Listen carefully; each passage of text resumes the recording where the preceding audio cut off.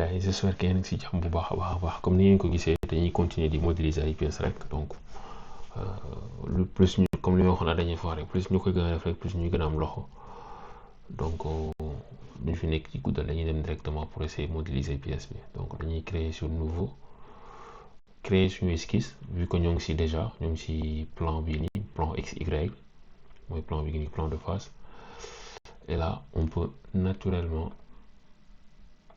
faire notre extrusion côté ko mooy diamètre bu mag a mag bi c'est un diamètre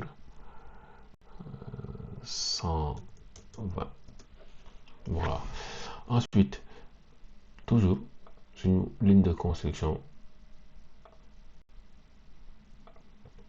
voilà buñ paree ñu dessiner suñu benn triangle boo leen ko bëggee dessiner am ngeen option bii nii mën na xaw a bizarre nag mooy polygone waaye boo bësee polygone da ngay am possibilité jox ko combien de côtés tu veux ñun 3 lañ bëgg donc dañuy mën par exemple gis buñ sélectionné orienté suñu polygone nu ñu neexee mais ñun côté bi lañ bëgg mu orienté par exemple donc nii lañ koy def et que le cercle est inscrit boo leen bëggoon l'inverse aussi il faut le faire mooy comme ça donc peu importe ñun ñaari buñ ci am baax na dañ koy déplacer rek fi ñu bëgg mën nañ ne trait bi point bi ak trait bi moom dañu war a coïncident ça moom y a pas de doute positionnement bi après on verra comment on va le déterminer maintenant mën nañu tracer directement suñu cercle bi ñu côté ko je conseille diamètre 30 voilà. Ensuite écart bi am entre angle bi gis ngeen ni fii 60 degrés mënul nekk parce que triangle bi ñu sélectionné c'était pas un triangle isocèle mais triangle équilatéral la ñu sélectionné woon donc man li ma leen di suggérer mooy ngeen supprimer ko et que ngeen defar seen triangle boobu bu gën a simple dama leen bëggoon wanaale fonction bi rek que là il y aura pas donc on peut naturellement lui définir notre angle qu'on veut 45 voilà. Ensuite mën nañu trait bi ak bi ils sont symétriques comme ça c'est bien positionné. Maintenant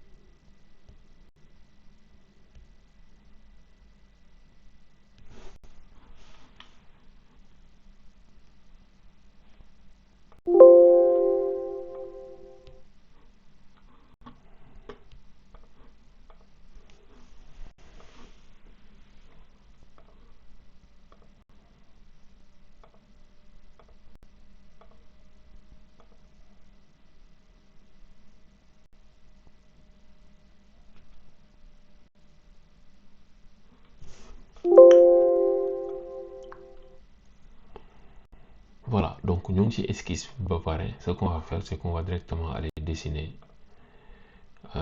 cercle yu mag a mag yi ak cercle bi au milieu ñaar yi mën nañ ko coter facilement donc diamètre 120 bi ci topp mooy diamètre 30 am na benn cercle bu subtil bu am ci dessin bi mooy fii nii en fait lii cercle la te centre bi mu ngi nii moo nekk rayon 20 donc dañuy dessiner waat beneen cercle ñu coter ko diamètre 40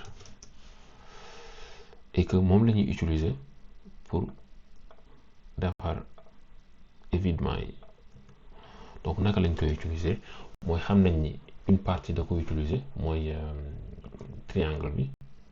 Donc ce qu'on va faire, moi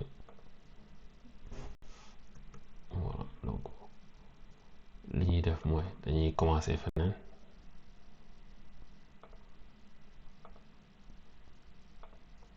voilà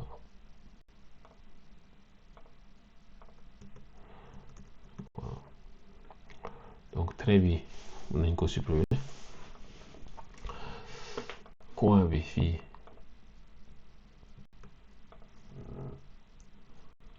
mën nañoo ajuster les entités, enlever cette partie voilà mu des lii rek ñu ne bii ak bii au milieu ça doit être symétrique, comme ça on est sûr de garder les mêmes distances. Ko côté nañ ko pare donc pour defar beneen rayon bi gis nga bii nii rayon 50 la wax mooy ci kaw, donc bii tamit cercle la, donc ce qu'on va faire c'est dañu naan cercle bi ak bii dañoo coïncident parce que voilà. Ensuite mën nañ ko côté naturellement donc 50 voilà donc pare nañ ci ñaar yooyu noonu et que la moo des maintenant angle bi, et que angle bi bu ñëwee ñaari 45, mais pour que mu contraint il faut juste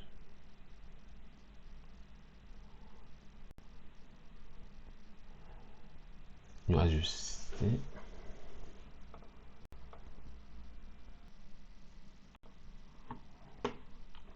Ouais, et pour finir la cotation, je pense que l'élément qui restait, c'était plutôt de joindre cette partie pour dire que cette ligne et cette ligne-là, ils sont collinéaires pour que ça le bloque. Voilà, donc bloquer nos coups. Et que là, il nous suffit juste de faire nos congés, mais on le fera à la fin. Je préfère toujours le faire à la fin.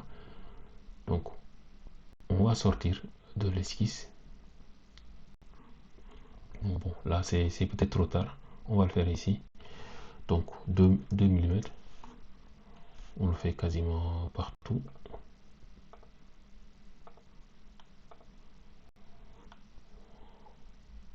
Voilà, on valide. Ensuite, on sélectionne tout ça. Donc, on sort de l'esquisse.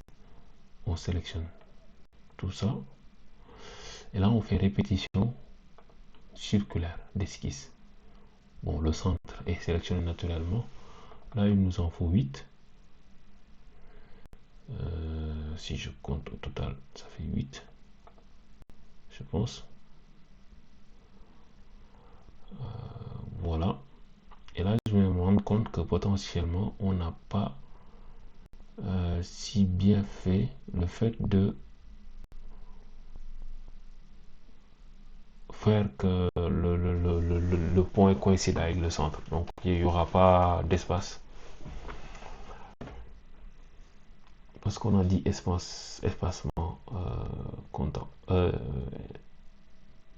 espacement constant.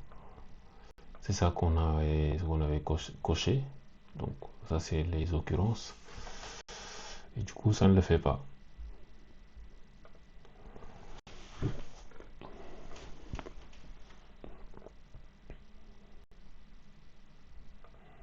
Donc, l'idée, c'est qu'on va enlever cette collinéarité. Et vu que c'est pas donné, mais nous, on va plutôt coter cette partie-là et dire que c'est 30. Comme ça va être plus petit. Ensuite, là, on pourra, nous, naturellement,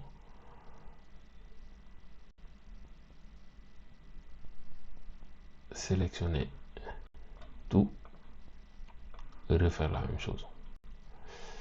Donc, répétition circulaire d'esquisse. Là, on augmente. 8. Là, on a un peu d'espacement. Et là, on valide. Voilà, donc c'est fait. On sort de l'esquisse. Et là, on peut faire extrusion directement. Donc, on peut sélectionner ici ce contour. Et on lui donne juste une épaisseur de 4 mm. Voilà. On peut le faire plein au milieu. pour garder le plan au centre. Là, on fait des congés.